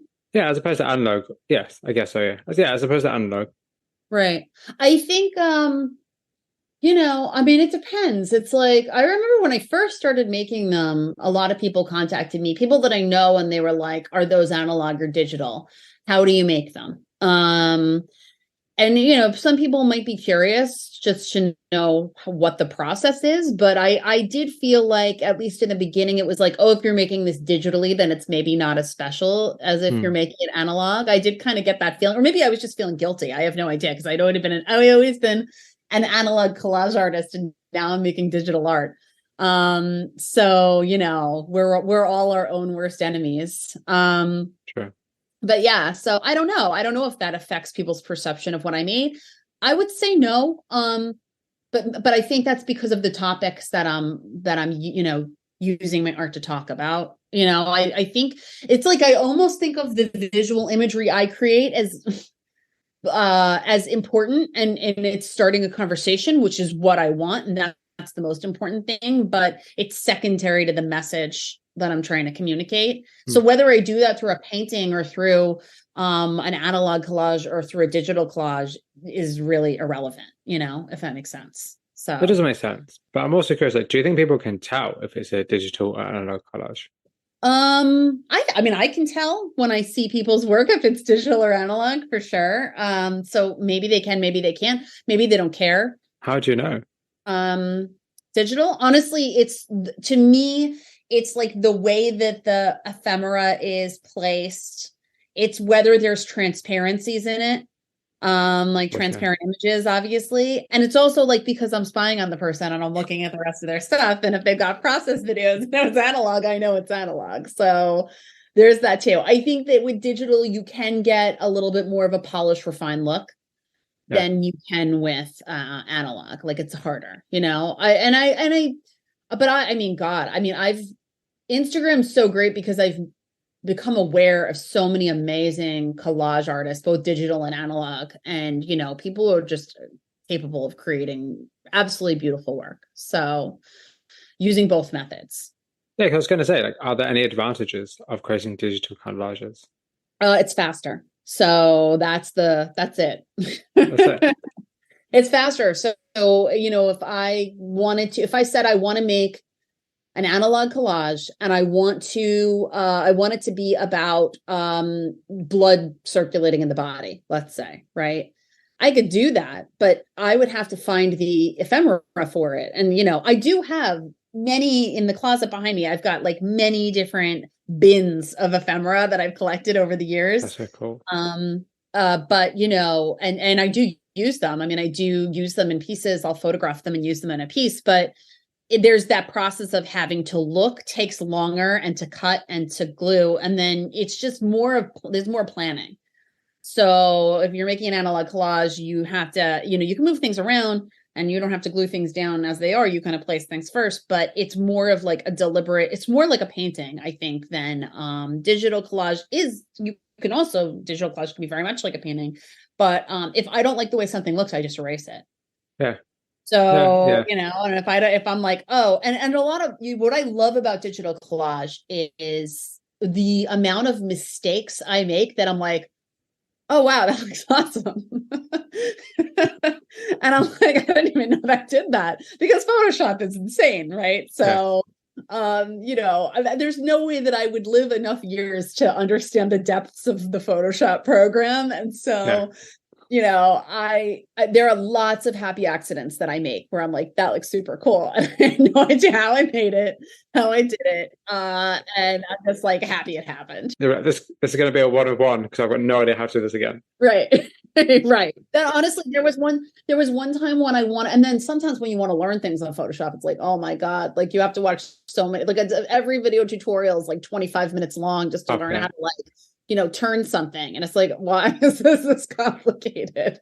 Okay. And that could be kind of a struggle. You don't have those struggles with, different forms of media where you have to watch a 20-minute collage of someone explaining how to do something that should be simple in like 1,000 different steps, I think the funny thing about Photoshop, there's like about 20 different ways to do the same thing. I know. And I always pick the easiest way. Like they always talk about not making duplicate layers so that you don't, so you can basically go back. I don't do that. So I think the way that I also use Photoshop is a lot more like a painting. Yeah. And it's a lot more exploratory where I'm like, okay, if I mess something up, then I just will erase it and I don't care, then I'll just have to go back. And if I want to use that again, like maybe I waste a lot of time. But I think I also save a lot of time. I don't know. I've never been good at listening to directions. So I'm just really not good at like watching people explain to me how to do something. Like the idea of somebody opening up a Photoshop document and it has no layers strikes fear into my heart. Because I'm like, how no layers? Yeah, I'm like, how could you not have, like, you have to have a separate layer for every single thing you do, because otherwise, if you make a mistake, what are you gonna do? You're gonna ruin. I have different layers, but I will say, actually, so sometimes I have to. I feel like there's so much I don't understand about Photoshop, if I'm being honest with you, right? So, I like making stickers because I'm like a 9-year-old girl at heart, right? Yeah. So I recently made a sticker, and every time I go to make a sticker, I usually make certain layers of it holographic and certain layers of it not. Who doesn't love a holographic sticker? I know. And the people will write to me and they're like, can you merge all these layers and label it? And then I'm like, no, like, and I'm sure that I don't know how to. I'm like, but then there's things that need to be behind other things. So like, I can't really, can I do that? I don't know, So I literally just figured out today I'm on a back and forth with them of them like showing me. And I'm like, that's not it. Like, what about this other thing? So like, there's a struggle to, but you don't know what you don't know, I'm sure. And then every time I learn something new in Photoshop, it's like a miracle. I'm like, oh my God, this is so much fun. But that's actually the kind of fun part about creating digital collages that you learn as you go along. Like with analog collages, because it's all planned out, it's you know what you're going to expect. The final result is going to be what you expect. With the digital collage, it's not. You could bring anything in and be like, oh, I didn't think about this, or just the way an image gets placed on the picture. On the current, like, would change what you're looking at. Like that's and then the filters that you use and like clipping masks and like there's so many ways that you are editing. Like when I bring ephemera in, it's not almost nothing that I bring in looks the way it looks in the place I got it from. Like it's significantly altered. So there's that too, like I'm significantly changing where things are sometimes not even recognizable as what they originally were. Have you ever considered having like animation or moving parts in your collages? I have. I work with an animator. Her name is Abby Inman, and I hope I'm saying her last name right. And I started working with her because the Oliver Sacks Foundation got in touch with me. He was a famous neuroscientist and science educator. And they got in touch with me because I was posting pieces and hashtagging him because he's one of my inspirations as a science educator. Anyway, long story short, she animates pieces, and she's actually animated 2 of mine so far. And she's actually in the process of animating another one. And then last time we were emailing, I was like, what programs do you use to animate? Just kind of roundabout so that I could be like, okay, how do you use? It'd be like something like After Effects or something like that, I imagine, something like that. I'm not sure exactly. I think she uses what she does is a little bit more. Maybe those programs can be more complicated than I'm thinking because I've used After Effects, but like I just don't know what I'm doing. Like that's something I would love to pursue this summer. I'm gonna learn how to animate my collages. Your summer is going to be extremely busy. Yeah, it really is. It actually is. I have an artist friend called Odd Cantaloupe, and she animates her collages, and they're really, really fascinating because it transcends the idea of just your standard collage, and it makes me be like, this has a life of its own. Yeah. And particularly because your work is about, the human body, it's about a lot of physical moving parts. Right. Like there's so much that can be done with your work that can really just extend the life beyond just a simple image. But then I think that could be really fascinating. Personally, I think that's a very exciting idea. Right. One of the pieces the first piece she animated for me had to do with hallucinations and how our brain is constantly hallucinating our reality. And it was based on an Oliver Sacks book called Hallucinations. And she animated that. And it was awesome. And then I used the song Pure Imagination from Willy Wonka along with it. Oh, so good. And then recently I created a piece called We Are Away, which is from a Carl Sagan quote, like we are a way for the universe to know itself. So like we're observers of our own creation, essentially. And so that piece is like my love letter to science and to like the accumulation of knowledge over time and us being able to look at our own, creation. And that actually is my first original piece that I printed that I will only have the one copy of. And so I had her make an animation of that because I wanted to be special. So yeah. That's amazing. And then there's another piece coming out, but you'll find out. I'm not going to. Oh no, absolutely. Yeah. Let me know when it comes out because I'm curious. Okay. So what's your opinion on the current trend of AI art and the whole idea of like the digital realm that we're currently in? Right. I feel like I would be hypocritical of me to say that like I don't like AI art because I literally just went on and on about how people look down on digital art and they should, right? So I think that, for me, in more modern era, what the marketing and art has become about it's basically turned into a marketing, I don't want to say game, but it's all about what you're trying to communicate. So if someone ends up being really good at using AI and they have something really profound to communicate and they do that beautifully, I have no problem with that, and I think that it really forces every artist to take a look at their work and think about like the message and the meaning behind their work. Because if you're just creating like things that are visually pretty, but there's nothing behind them, then AI would probably feel threatening, right? So, I think that, like I said, it would be hypocritical for me to be like, AI is messed up, like it shouldn't exist, because like really then people get like, well, digital art is kind of like that to them, Yeah, 'cause the reason I asked is that, people might potentially at some point like lump your work into the whole kind of, oh, it's digital art, it's kind of the same thing. Because in many ways, one can argue that AI art and collage are not that far distant, really, when you think about what they Right. are. So Right. I was just curious because obviously it would be a shame for people just to be like, oh, there's Amy's work. It's just another piece of digital art because it's a bit more than that. But at the same time, Right. they are also right. It is also digital art. Yeah.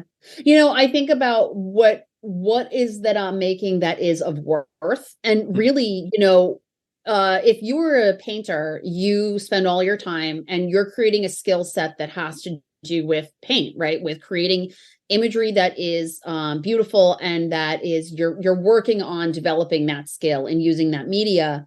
For me, what I make is a combination of me collaging, yeah, but it's also like 25 years of science education, and communication. And so really that's a big part of what I make. And that's really like when we look at art as a skill, I think there's also something about like the messaging of art should be a skill. What is Yeah. it that you're trying to say? How clearly, are you communicating that? And are you communicating in that in a way that is resonating with people? I think that that's just as important.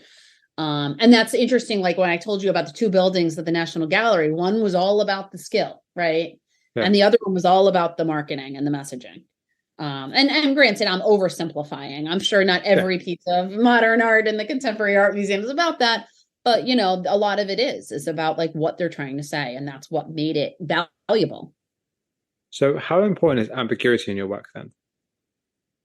Uh, well, I mean, I think ambiguity is a part of my work because I'm not, if I'm thinking like I'm going to make a piece about gene expression, I'm not going to draw an illustration of gene expression, or I could, Yeah. but I'm going to use it with Yeah. other elements that, are like symbols of what I'm talking about, right? So I'm thinking about like what is the science, what is the concept, but then how do I relate that to the human experience, so that somebody will empathize with that message and find value in that message and become emotionally attached to that piece. So, I think ambiguity is important, because if I were just literal, I would just be making science illustrations in a textbook.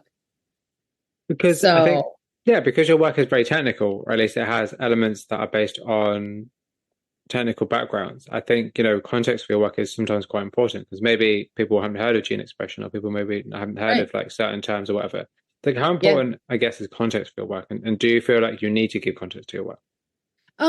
That's a really good question. I do think that I like to keep context my work, but it doesn't break my heart when somebody looks at my work and they assign their own meaning to it. I actually like Yeah. that just as much. So like I'm pretty much, it like when I go to an art museum and I look at a piece and it speaks to me, it's never because I read the little plaque next to it and it told me what to think. So, I like that. That's really interesting, actually. right. I like what I like because of my own experiences, and anyone looking at any piece of art, that's, important. And so, I think ambiguity is important. And I think that, because then more people can connect with a piece if there's ambiguity in messaging. Just I kind of feel like there's a really interesting sliding scale between ambiguity and context. Like you want to create a piece of work that enthralls a viewer and kind of draws them in, but doesn't tell them what it's about. But at the same Right. time, they need to know what it's about to understand it, or need to have some kind of anchor in your work for them to understand it. And it's Yeah. like trying to find that balance of like your work being open enough that people are going to be interested and form their own opinions, but also Yeah. closed enough they actually know what to think when looking at it. Yeah, I mean, I like it that like if someone wanted to, they could certainly take a look at the what I wrote and it could add to the piece for them. But even if they didn't read that, they could still get something from looking at the piece.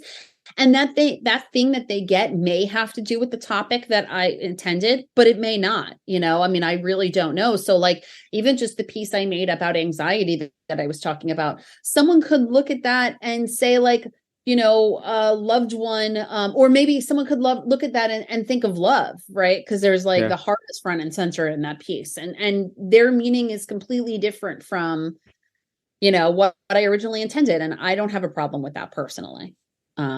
You know, I don't know. No, I that don't makes a lot of sense. That makes a lot of sense.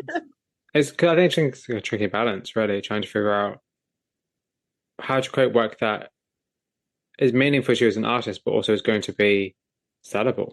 Because at the end of the right, day, you want people to buy it. For the most part, you want people to buy it. I mean, I don't actually that. I guess it's a question. I guess it's a good question to ask you because your work is digital. Do you feel like right. because your work is digital, do you feel like it is more or less sellable?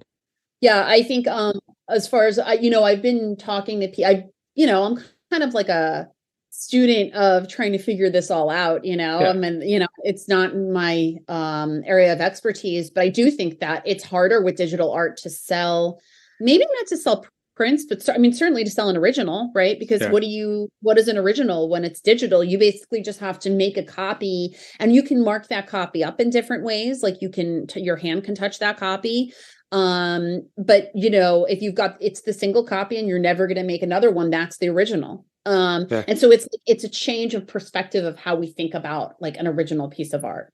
yeah, Whereas like with prints, I actually think it's probably an easier process for me yeah, to sell prints. Although, you know, what's harder is marketing of my art because it's harder for me to show process videos. yeah. And you know, people become like, if you have a Instagram account, people become emotionally attached. Like the piece of art I bought that I was talking about before that was really expensive. I watched that artist make that art for like 2 years. Yeah. So by the time that art was released, I was like ready. You know, I was like Oh first yeah. in. I literally put an alarm on my phone because it was like one of the first days back of the school year. And I'm like, I need to get it immediately, even though it was going to be available for 3 weeks. You know, like Yeah. I wasn't going to Sit not be around the able to way. get Yeah. it. Yeah, so it is harder as a digital artist to create that buy-in around a single piece of art, because you're not showing. You can show the process, but like I'm not a whiz at reels. It's not of I want to say like it's not of my generation, and like, you know, but it's kind of not. Like I grew up before computers. I didn't have a phone until I was 26. Like I'm just not a techie person, which is crazy because I make digital art, you know, like. Yeah. There's a nice irony there, I think. Right, but it's just not my thing, and so that's a struggle for me as a digital artist. Like, how do you create marketing? You know, because I see some people create marketing through like, you know, this is what I'm doing in my studio, and it's like their studio looks all like beautiful, and there's like fields outside, and it's like streaked, and they're sitting there with their tea, and I'm like, oh my god, like stop. First of all, that's not what my life looks like, you know. Yeah. Second of all, like I would never create something that made my life look that when it didn't. Yeah. And maybe your life does look like that. That's great. You know, like I'm super happy for that person that lives on a beautiful field and drinks tea and, you know, thinks about their paint stroke. But like, that's not me, you know, like, so that can be difficult for me. You know, that's not even like a digital versus a paint thing. That's more just like a me versus the world thing. That's like let's make us look really aesthetically pleasing, but the work is lacking. That's what that says to me. Right. Well, it's like Uh, they're selling a lifestyle brand and it's like yeah. I'm not a lifestyle brand, you know, like that's just not who I Yeah. am. And I'm not saying people are being inauthentic because Oh yeah. they are to them being authentic, but that's not authentic for me. Like Hmm. I would Yeah. never, you know. That's not your life. Like you don't relate to that, and I get that. I Yeah. think a lot of people wouldn't relate to that necessarily. I think actually, No. I feel like that is actually an issue. I think in art currently, with particularly like Instagram, where we have and TikTok, where you have like aesthetic artists. They're not Hmm. artists for the sake of creating art. They're artists for the sake of creating views. The idea of the content Yeah. creator and the artist are very, very kind of much aligned, but they're also very different. And I think, do you think that this is off topic, that's fine, but do you think that that kind of harms people who want to become artists or artists who are currently trying to make work that actually means something? when we have Um, people out here creating aesthetic art? I think it's all fair game. I think that if there's an algorithm and they use that algorithm to their advantage, good for them. And that's just a hurdle that I need to get over as someone who is like adamantly, like, I'm never going to sit there and think about when I'm making a digital art piece, like what my reel is going to look like. And I know it, like Instagram's like a free form of, communication. And I never would have had that platform, right? Like 20 years ago. And I appreciate it. But like, there's just some things that you just can't do as a human being, and I just can't make a reel that makes my life look, like it's idyllic, and I have a wonderful life, like but it's just not for me. And I think it's important to be authentic. And I think that it's hard to be authentic if you want, it can be harder to be authentic if you want a lot of views on Instagram. Okay, that's cool. So Yeah. are there any particular routines that you have to focus on your art? Yeah. A lot of my routines, so sometimes I will go on, like, I'm a big walker. So I walk a lot. That's my thing. And I go for hikes. It's like my favorite activity. So sometimes I'll be on a hike, and then I feel like I'm always intaking information, which I think everyone feels like in this day and age, but like I'll be listening to a podcast or an interview with a scientist, or, so it's like I'm always learning information. That's a part of who I am as a person, is like someone who's constantly interested in different things, like constantly has questions, constantly curious. So like that's a part of my process, is then me, thinking about different concepts from there. Sometimes I'm like, when it's right now, it's like winter and it's sad, but like when there are leaves on trees and I'm like walking and the wind is blowing, I get into these, because I said, like, I'm a big picture thinker. So I'll like look at the leaves blowing and I'm like, oh my God, like thinking about like trees and then fungal networks. And like I get in my own head with all of these like things. I'll sit there and like I look like a crazy person on the side of the road because I'm like staring at like a seed for like 20 minutes, So there's that. And then reading, I think, is a big part of my process.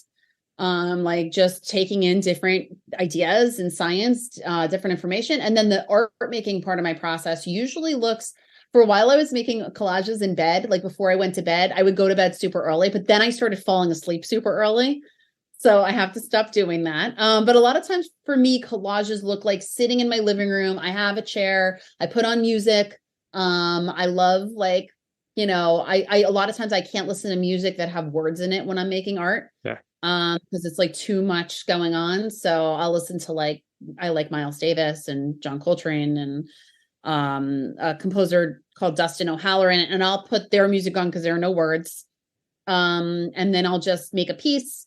And that for me is like, that's like, I have a studio, but I'm not often in my studio unless I am drawing. If I am drawing a piece, then I'll be in my studio, listening to music, drawing. So, and I do, once I get into it and I'm drawing or creating a painting, I love that process. It's very therapeutic. It just doesn't happen as often as me opening my computer and making a piece. So that was a very roundabout way to answer your question. I feel like it took me 20 minutes. That's perfect. No, Okay. No, honestly, that's perfect. I love how honest you are and how open your answers are. I appreciate that a lot. Like you've clearly thought about the questions. They're not just that, like, you're very just open. And I love that. I love when people are very open. It's great. So you're not being like, yes, and then that's it. And I'm like, oh, okay, great. Yeah. So how long does it actually take you to create an image? Oh God, that could vary so widely. So I actually just made a piece that took me it could take days to make a piece. And honestly, it could take 2 hours to make a piece. Or even maybe an hour. Like some pieces come together so quickly, and sometimes a lot of the times I'll be like, these are my favorite pieces. It's the ones that come together easily that I usually love the most. Sometimes it just takes a longer period of time, whether it's working or not. Sometimes I'll walk away from a piece, and occasionally I'll come back to it, but a lot of times I never come back to it. Yeah, because I was going to say, like, do you work on more than one piece at a time? No, I don't do that. No. Although that has become more complicated because I do commissions a lot. Hmm. So I'm lying. I do actually work on more than one piece at a time if I'm working on commissions also. But I mean, Uh, just purely just your work. So without, but aside from no, commissions. no, I would always finish one before I start another Really? one, which is That's weird because I read like fascinating. 8 books at a time. So the fact that I That's will only make one collage at a time. But that's fascinating because, like, wouldn't that be in some ways an easier way to make a series? Because if you're working on different things, if you're working on, say, like 5 images at like kind of at the same time, some of these ideas will bleed into each image, so therefore they'll become more contained and more of a set as opposed to being very kind of, separate. Yeah. Yeah. No, I Maybe don't, I can't do, no, I know. I think you're right. I just can't, I never, it's maybe not that I can't, it's just that I never have. I never even thought about it. that's fascinating. I think that's really interesting actually, because just the idea of like you give yourself an endpoint, and actually Yeah. like how do you know when an image is finished? Um, I don't know. You just, you just know. I'm very big on balance in my life. Yeah, Like aesthetically, things have to be very balanced around me. Like I'm very particular. Even like food has to be balanced. I know that that's weird. Like this is like I have a weird hatred of like pancakes yeah. because like there's no protein. I'm like, where's like I feel like they're not a balanced meal. Like I don't know, that's so ridiculous, but like I feel like everything has to be balanced. Like Fair or enough. it upsets me for some reason. So I think just when I feel like a piece is done is when I feel like a piece feels done. It just feels balanced and it feels like it's done. I have made pieces. I did make a piece a long time ago that I posted recently and someone was like, this doesn't seem finished. Um, but I mean, and then I could get in my head and go back and finish it, but it's like I'm not gonna do that. Like that's not but I have gone back and edited pieces. Hmm. There have been a few pieces that I made where I just never really loved them, but I like liked pieces of them, or I didn't like the colors I used, and I would go back and change. I have gone back and changed them. That's also the very, very good upside to creating digital art is that because you have everything saved, you can always go back to it. Yeah, yeah, it's Because great. like, because Yeah. like that's, and also this, you're saved on storage space as well because it's all on your computer, which is great. Oh yeah, I've had a lot of drama with storage space on my computer. So I about to say, I imagine those files run up quite high. I imagine oh my because God, yeah, yes. And I ended up buying another computer and then I had to, it's like this whole drama because my husband works for Apple and oh it's like he understands technology and I'm like, I don't get it. Like just fix it, like make yeah, it work. And I drive him crazy. But yeah, we had a whole thing with me having enough storage. And I'm sure I'm gonna run out at some point. yeah, And then it's like I have an external drive, but I don't like I'm like I'm gonna lose it, or I mean I wouldn't lose it if I just put it somewhere and kept it there. But yeah. That is typically what you do. yeah, like I have anxiety about that. So yeah, we definitely have drama around storage space here. I finally ended up just buying the extra cloud storage and he like was against it. I'm like, I'm doing it. Like it's a business expense. No, that's a good idea though. Like I think that's a clever idea because at the end of the day, like you want to make sure that what you're doing is backed up in some Yeah. form or another. Because I Yeah. mean, but then again, I guess it depends on how attached you are to work. Because I know quite a few artists who have said to me, if they lose, like for instance, their Instagram, if they lose their Instagram, they'll just start again. And I'm just like, but what about everything you've worked for? They're like, oh, Oh I'll just my start again. God. I would be devastated if I lost my Instagram. Like I'd be so sad. But I think that the people that you're talking about have probably built up like what I need to do as an artist is build up like a mailing list and build up Yeah. like and create Oh, an 100%. existence for myself outside of Instagram. And Oh, because I yeah. need to wait till the summer to do that, like I'm in the process. I'm in the process of figuring that all out, but it's complicated. So yeah, Yeah, of course. Yeah, these things don't just happen overnight. But I think, right, yeah, that was one piece of advice I give to everybody that I'm not qualified to give to people, but I always say, like, think about future proofing your Instagram or your followers because Instagram's not going to be around forever. And, oh man, even nowadays with the algorithm being a bit kind of crappy and people not seeing what you post, it's like, how can you draw audiences outside of Instagram or where else could you be putting your work that could be more beneficial or just right, as beneficial? Just because yeah. Instagram is like currently the it place to go to doesn't mean it's the best place to go to. And it doesn't mean it's always going to be like you just said. So you have to figure out like how do you make your success on Instagram real in real life? Yes, and also definitely, definitely, definitely, definitely get a mailing list if you do not have one. I know. I have one, but I feel like it's like very small and I'm really bad at building it, but it's like one of the things I'm working on this year. So during the summer. it's during the summer. It's figuring out how do you build a mailing list? How do you turn people, how do you transfer people from like Instagram who like your work into a person that would actually subscribe to a mailing list is that I'm like grappling with. So yeah. If I have any suggestions, I'll send them over to you because I'm sure I've got. Okay. Yes, please. Absolutely. And I have asked people that have come in contact with me that have experience in art. I've asked gallery owners, like an artist friends, how do you do this? And so I've gotten a lot of great advice, but I will take all of the advice. Oh, yeah. So. Yeah, but I have quite a few friends who are great at this kind of thing. So I'll send them over to you for sure. Okay. Awesome. I have a question for you from the last artist I spoke to, an artist called Steve Roberts. And his question for you is, why do you make the work that you make? Okay, well, I make the work that I make to change people's perspective of themselves, and of like ourselves in general. So I make the work that I make to allow someone to kind of see themselves from outside of themselves and the larger like biological and cosmological story of how we got where we are, and we can look at the world around us. That's why I make what I make. So it's about change. Just like when I was an educator, it was about changing perspective. That was the most exciting piece to me, was that you can teach someone something and it could seem so little, but it could really change the way that they look at themselves in the world. And that's why I make what I make, is for that same reason. That's pretty cool. That's awesome. Yeah. So do you have a question for the next artist I interview? I do. You know what? I wrote it down. Let me, So my question is, what artist or piece of art significantly altered your perspective on what art is? That's such a good question. Suppose I'm typing this, I'm going to ask you, which do you think is more important, the personality of the artist or the skill of the artist? Oh, that's a good question. I want to say it's a combination of the two, but I'm going to say the personality of the artist. But I don't actually agree with my own answer, because when I'm observing art, I'm thinking about the personality of the artist. I'm thinking about, if I know it, what they were trying to say. But I'm also looking at how it's not really the skill in that can they paint something well, but it's like, how did they use color?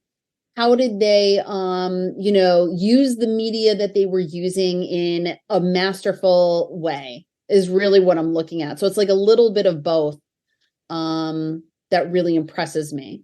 So I guess I kind of cheated because I said both, but it is both. Both is a valid answer, and I think it's probably the most common answer, but it's a valid answer because it's like I think particularly nowadays in this particular society where like people want to know the person behind the work, I think in personality is very important, because if we don't know who you are, people won't necessarily connect you and they won't necessarily want to know what the work's about. But then at the same time, like your work has to also be visually good, or you have to have some skill because, you're an artist. I think, I would actually say for myself, it's probably like probably like an 80% the skill of the artist. And like I said, when I say skill, it's usually not about like painting a beautiful portrait, right? Yeah. It's usually about like the placement of colors and imagery and in a way that I would never think about. So that is probably more so than the personality. Sometimes the personality of the artist I learn about and it makes me like them more. Example of that would be for me, Jackson Pollock. Not that I think he had the best personality, but I thought he was much more intriguing and his art was much more intriguing when I learned about him as a person. Another one is Chuck Close. I love Chuck Close, but the fact that Chuck Close, you know who that is? He paints these huge portraits. The fact that he has prosopagnosia, which is face blindness. And then of course, then he was, now he's a paraplegic, but it's really the idea that there was this man that couldn't identify faces, including his own, and he devoted his life to painting portraits. I love that idea, right? So that's a big part. If I had just seen his portrait and I didn't know that about him, it would be less meaningful. That's true. That's very true. I think it's always worth kind of discovering who the artist is, which is why I feel like stuff like this, like artist interviews and, studio visits are very, very vital, I think, to understanding artists. Yeah. And having artists actually just sit down and actually talk about their work, because sometimes you don't get the opportunity to do so. Yeah. Yeah. So, which kind of goes into what we were saying before. It's like, I think that what I say about my work is like, in addition to, like, if someone has an experience with it without that, fine. But I do think that it adds to the experience when you hear about what someone was trying to say when they made something. Yes, that's very true. So what does it mean to be a successful artist, and how do you measure the success of your own work? I think successful artists would be, I mean, success is different for everyone. So what is successful for me is not successful for somebody else.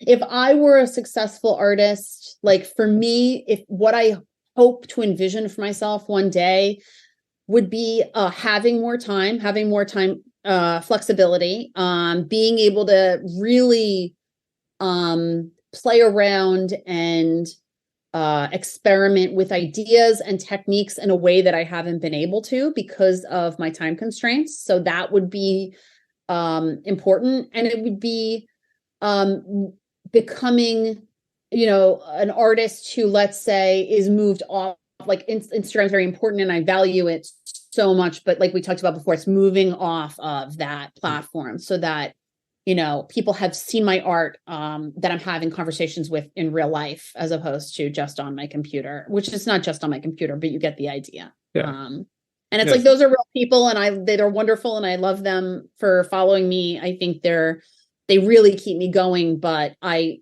would feel like a successful artist if, let's say, my work were in more galleries and more people were looking at it.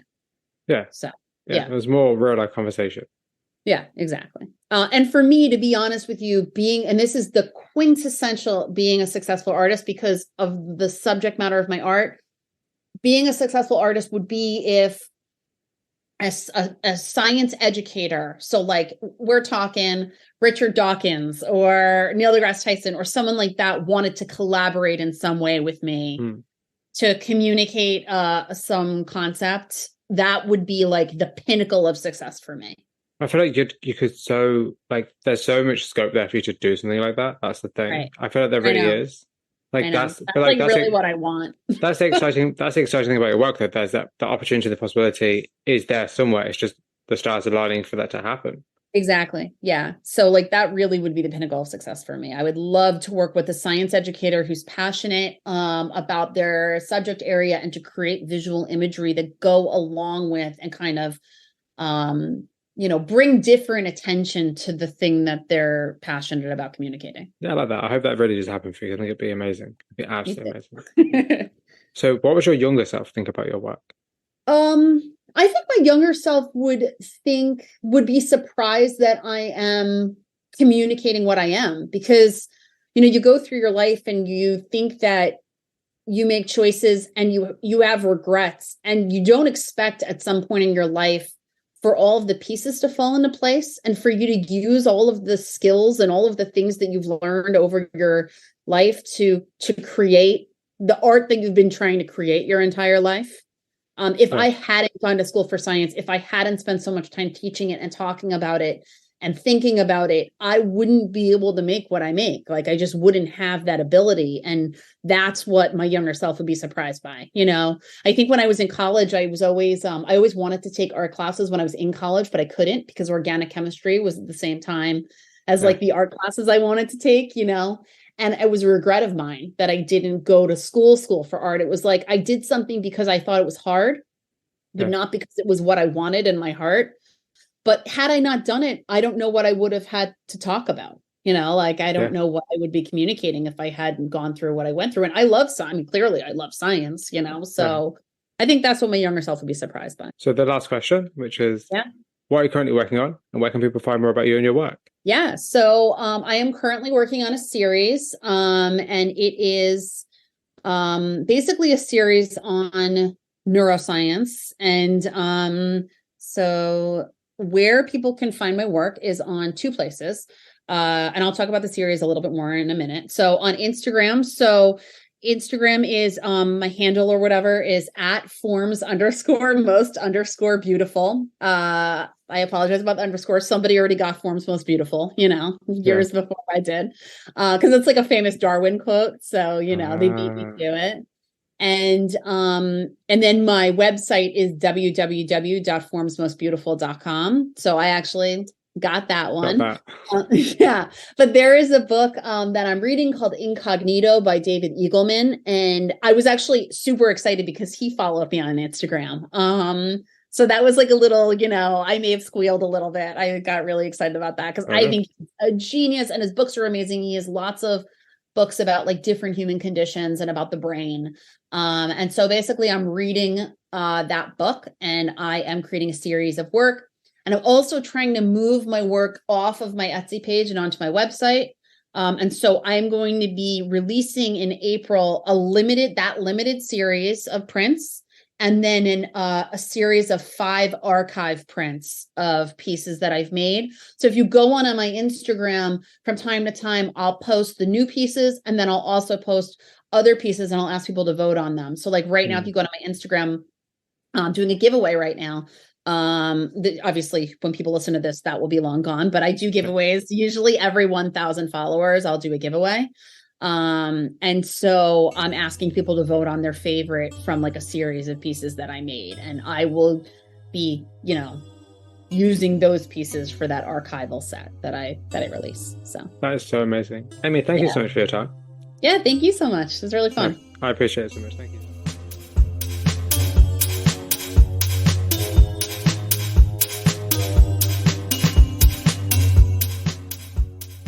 That concludes my conversation with Amy Salomone. Thank you very much for listening. If you have any questions or comments about it, please send me an email at theflyingfruitbowl@gmail.com. Please get in touch via social media sites such as Instagram and Twitter. The Flying Fruit Bowl podcast can be found on a variety of sites such as Spotify, YouTube, and Apple Music. And if you like the show, please consider rating, reviewing, sharing, or subscribing to help spread the word. Additionally, please don't forget to check out theflyingfruitbowl.co.uk for daily art inspiration. And if you're a creative, please get in touch for a chance to be featured or interviewed. If you're interested in supporting the platform further, we also have a Patreon page for monthly donations. Tiers start from £1, and you can find out more information over at patreon.com/theflyingfruitbowl. If monthly donations are not your thing, we also have a PayPal for one-time donations. If you're interested in leaving a donation, I'll add a link in the show notes. Once again, thank you very much for listening to this episode today. Until next week, folks, please stay safe.